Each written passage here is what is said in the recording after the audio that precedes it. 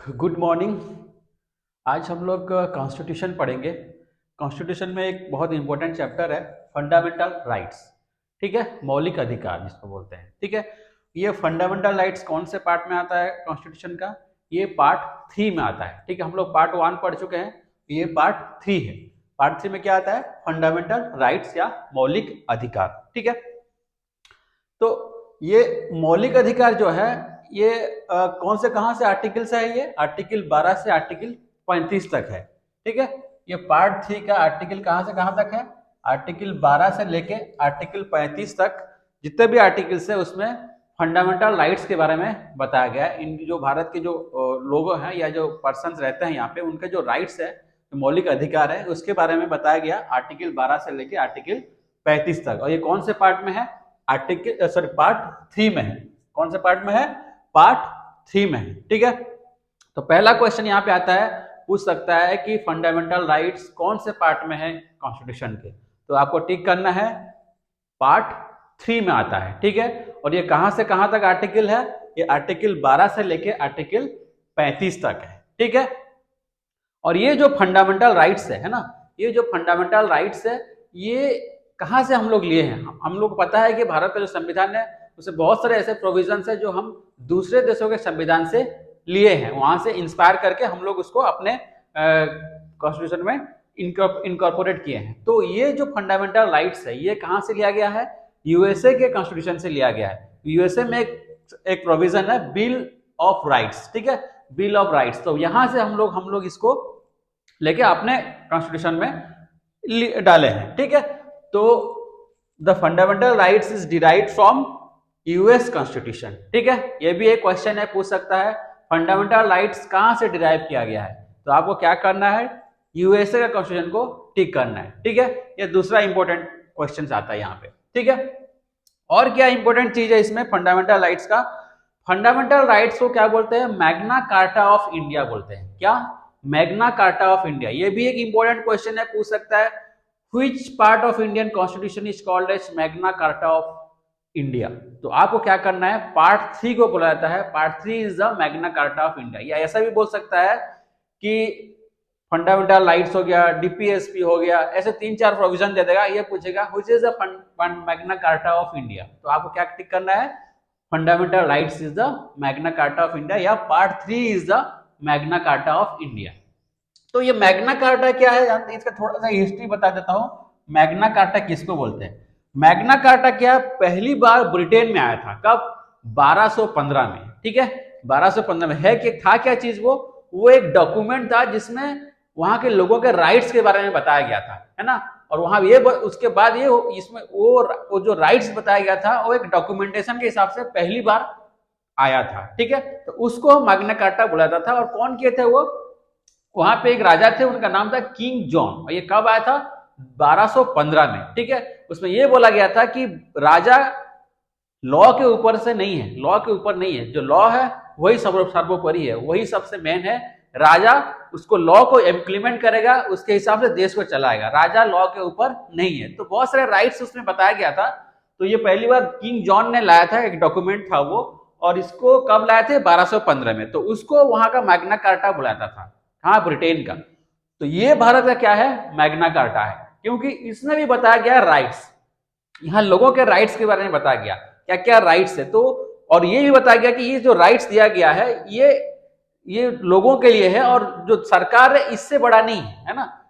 ये लॉ है, ये सरकार ये लॉ से बड़ा नहीं है। तो ये जो पहली बार जो बताया गया था मैग्ना कार्टा, ये पार्ट 3 ऑफ इंडिया का मैग्ना कार्टा बोला जाता है। ये भी बहुत इंपॉर्टेंट है, एग्जाम में पूछते हैं which part of Indian constitution is called as Magna Carta of India. तो आपको ठीक करना क्या है? पार्ट 3 को मैग्ना कार्टा ऑफ इंडिया बोला जाता है। और क्या है, और क्या करता है फंडामेंटल राइट्स? फंडामेंटल राइट्स क्या करता है? इक्वलिटी, ये it upholds equality of individual, dignity of individual, larger public interest और यूनिटी ऑफ नेशन। ये 4 इंपॉर्टेंट चीज को अपहोल्ड करता है ना। क्या क्या करता है? इक्वलिटी ऑफ इंडिविजुअल, ये इंश्योर करता है कि यहाँ पे जितने भी लोग रह रहे हैं उनके समानता बनाए रहे लोगों के बीच में, है ना, इक्वलिटी बना रहे। और क्या है? डिग्निटी ऑफ इंडिविजुअल, जो गरिमा है, गौरव है एक आदमी का, वो बना रहना चाहिए, वो कभी किसी का गौरव को छीना ना जाए या उसको कम ना किया जाए, ये भी ये अपहोल्ड करता है, इंश्योर करता है। और क्या करता है, लार्जर पब्लिक इंटरेस्ट। और एक चीज इंपॉर्टेंट है इसमें, लार्जर पब्लिक इंटरेस्ट मतलब ऐसा कोई भी चीज ना हो, कानून ना है जो कि किसी इंडिविजुअल के हो और मतलब उसी के ऊपर कॉन्सेंट्रेट किया जाए, ठीक है। ये लार्जर पब्लिक इंटरेस्ट पे ज्यादा से ज्यादा लोगों को क्या इंटरेस्ट में फायदा है, क्या उनके लिए क्या अच्छाई है, क्या बुरा है, तो ये क्या करता है, यही अपहोल्ड करता है। और क्या है, यूनिटी ऑफ नेशन, ये सबसे इंपॉर्टेंट है। और क्या करता है, देश का जो एकता को बनाए रखता है, ठीक है। तो क्या क्या बनाए रखता है ये फंडामेंटल राइट्स, चार चीजों को बनाए रखता है। क्या, equality of individual, dignity of individual, larger public interest और यूनिटी ऑफ नेशन। ये चार चीजों को बनाए रखता है कौन, फंडामेंटल राइट्स, ठीक है, समझ में आ गया। और क्या है, इट प्रोमोट्स पॉलिटिकल डेमोक्रेसी, ये एक इंपॉर्टेंट चीज है, इट प्रोमोट्स पॉलिटिकल डेमोक्रेसी, मतलब क्या होता है, और it prevents any authoritarian rule in the country. इसका मतलब दो चीज आता है, एक पहला है इट प्रोमोट्स पॉलिटिकल डेमोक्रेसी, मतलब यहाँ डेमोक्रेसी मतलब डेमोक्रेसी को प्रोमोट करता है ना। यहाँ किसी आदमी का रूल नहीं चलता है, यहाँ किसका रूल चलता है, डेमोक्रेसी का चलता है। डेमोक्रेसी में क्या होता है, हर एक इंसान जो सरकार का चलाने में भागीदारी रहता है ना, उसका उसका क्या है, इन्वॉल्वमेंट रहता है। लेकिन वो जो रूल्स रेगुलेशन के तहत किसी भी देश चलता है डेमोक्रेसी में, ना कि कोई आदमी अपने जैसे कि होता है authoritarian. It prevents any authoritarian rule in country, मतलब किसी भी आदमी का मतलब सत्तावादी, जो सत्तावादी बोलते हैं ना, कोई आदमी में सत्ता में चला गया तो उसी का ही चलेगा, ऐसा नहीं है। ये वो चीज को प्रिवेंट करता है और प्रोमोट किसको करता है, पॉलिटिकल डेमोक्रेसी को प्रोमोट करता है, ठीक है, क्लियर हो गया। तो ये क्या करता है, पहला तो पॉलिटिकल डेमोक्रेसी को प्रमोट करता है और ऑथोरिटेरियन रूल को प्रिवेंट करता है, सत्तावादी रूल को ये प्रिवेंट करता है, ठीक है। और क्या है, it establishes government of law and not man, ये भी इंपॉर्टेंट है, it establishes government of law not man. सरकार जो है कानून के तहत चलना है, ना कि किसी आदमी के हिसाब से चलना है, ठीक है। तो ये इंश्योर करता है, ये एस्टैब्लिश करता है फंडामेंटल राइट्स। और क्या चीज करता है fundamental rights, it fundamental rights it is fundamental because it guaranteed bye constitution and constitution is fundamental law of land. अब सबसे इंपॉर्टेंट ये चीज आता है कि इसको फंडामेंटल राइट्स क्यों बोला गया, ये नाम फंडामेंटल राइट्स क्यों दिया गया, ठीक है। ये भी पूछ सकते हो, और कुछ नाम भी दिया जा सकता है, फंडामेंटल राइट्स क्यों दिया गया, ठीक है। तो फंडामेंटल राइट्स इसलिए दिया गया क्योंकि फंडामेंटल राइट्स कौन दे रहा है लोगों को, संविधान दे रहा है, कॉन्स्टिट्यूशन दे रहा है, ठीक है, समझो अच्छे से इसको। जो ये राइट्स कौन प्रोवाइड कर रहा है, कोई सरकार नहीं दे रही है, कौन दे रहा है, कॉन्स्टिट्यूशन दे रहा है, संविधान दे रहा है। और ये संविधान दे रहा है और ये गारंटी कर रहा है किसको, कि तुम्हारा ये राइट्स है, किसको, सिटीजन्स को या फिर यहाँ के देश के लोगों को, ठीक है।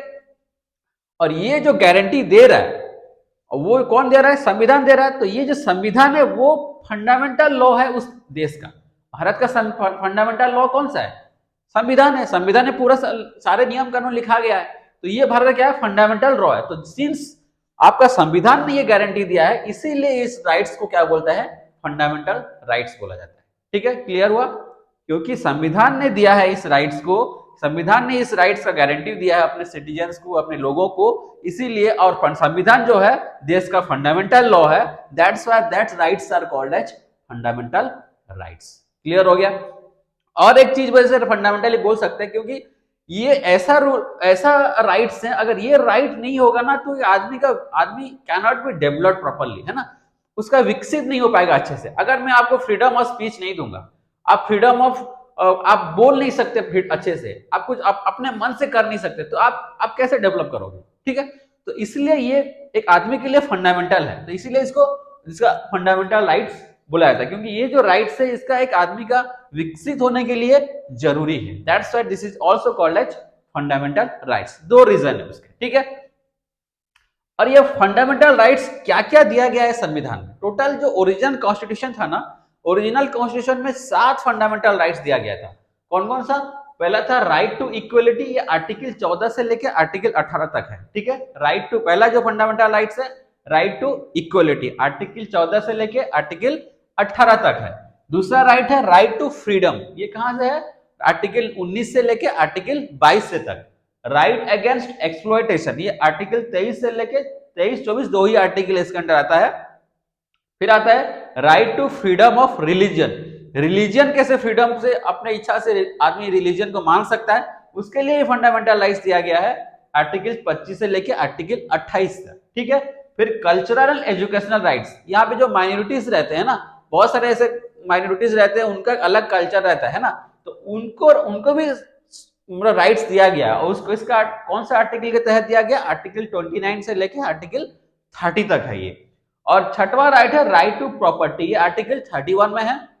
और सातवां राइट है राइट टू कॉन्स्टिट्यूशनल रिमेडीज, ये आर्टिकल 32 में है। लेकिन ये जो ओरिजिनल संविधान में था ये 7 राइट, लेकिन अभी जो क्या है 7 राइट्स नहीं रहे, अभी 7 फंडामेंटल राइट्स नहीं रहे, अभी 6 फंडामेंटल राइट्स है। एक राइट्स को हटा दिया गया है जो है छठवां राइट्स, कौन सा, राइट टू प्रॉपर्टी, ये आर्टिकल 31 को अभी हटा दिया गया है, ठीक है। ये बहुत इंपॉर्टेंट है exam point of view. Article 31 या right to property is not now a fundamental rights, it is a legal right, legal right है। तो ये जो हटा दिया गया, ये कैसे हटा गया, बाय 44th कॉन्स्टिट्यूशनल अमेंडमेंट 1978। ये बहुत इंपॉर्टेंट है, एग्जाम में पूछता है कौन सा अमेंडमेंट के तहत राइट टू प्रॉपर्टी को फंडामेंटल राइट से हटा दिया गया। तो आपको क्या टिक करना है, 44th constitutional amendment 1978। By this amendment, Article 31 is removed, and now the right to property is not a fundamental right, it is a legal right. कौन सा राइट है, लीगल राइट है। और कौन सा आर्टिकल के अंडर में आता है, आर्टिकल 300A में आता है, पार्ट एक्स आई में है ये, ठीक है। ये भी इंपॉर्टेंट है एग्जाम के लिए। अगर पूछेगा राइट टू प्रॉपर्टी कौन सा आर्टिकल में आता है, तो आपको क्या टिक करना है, आर्टिकल 300A, ठीक है। या उसका पार्ट पूछेगा तो पार्ट एक्स आई, ठीक है। क्लियर हो गया। तो फंडामेंटल राइट्स, ये थोड़ा इंट्रोडक्शन है, मैं इस इंट्रोडक्शन के हिसाब से बताया हूं क्या फंडामेंटल राइट्स है और कितने फंडामेंटल राइट्स है, ठीक है। टोटल 6 फंडामेंटल राइट्स है अभी। ओरिजिनल कॉन्स्टिट्यूशन में कितना फंडामेंटल राइट्स था, 7 फंडामेंटल राइट्स था। कौन कौन से फंडामेंटल राइट्स है, right to equality, right to freedom, right against exploitation, right to freedom of religion, cultural and educational rights और राइट टू कॉन्स्टिट्यूशनल रिमेडीज। ये अभी है। ओरिजिनल कॉन्स्टिट्यूशन में एक्स्ट्रा एक था राइट टू प्रॉपर्टी, जिसको हटा दिया गया है बाय 44th अमेंडमेंट 1978। और राइट टू प्रॉपर्टी अभी कौन सा राइट है, it is a legal right under article 300A in part X I, ठीक है। क्लियर हो गया। तो और एक थोड़ा सा बता देता हूं, ये पार्ट 3 में आता है फंडामेंटल राइट्स, ठीक है। इसको मैग्ना कार्टा ऑफ इंडिया बोला जाता है। ये आर्टिकल 12 से लेके आर्टिकल 35 तक है, ठीक है। और क्या है, ये क्या करता है, it guarantees all citizens rights, है ना, it guarantees by the constitution to all citizens. ये जो जितने भी राइट्स है ये कौन दे रहा है, संविधान दे रहा है। ये इंपॉर्टेंट चीज है इसमें, जो फंडामेंटल राइट्स कौन गारंटी दे रहा है, संविधान दे रहा है, ठीक है। और संविधान क्या है, this is the fundamental law of the India या fundamental law of our land, that is why this is rights are called as fundamental rights, ठीक है। और क्या है, it promotes political democracy and prevents authoritarian rule in the country. और इसको और fundamental rights क्यों बोला जाता है, because this is fundamental for the development of a individual of our country, ठीक है। हर अपना देश का हर एक इंडिविजुअल का डेवलपमेंट के लिए ये वेरी फंडामेंटल है, that's why it is called as fundamental rights, ठीक है। ये हो गया आपका फंडामेंटल राइट्स का बेसिक्स या इंट्रोडक्शन। नेक्स्ट क्लास में हम लोग पढ़ेंगे इसका फीचर्स क्या क्या है, ठीक है। फंडामेंटल राइट्स से क्या क्या फीचर्स हैं, ठीक है। इसमें कुछ भी डाउट हो तो मेरे को मैसेज कर सकते हो। और ये हर एक चीज इंपॉर्टेंट है, इसमें आपको अच्छे से पढ़िए और यहाँ से क्वेश्चंस आता है हर एग्जाम में, ठीक है। Thank you.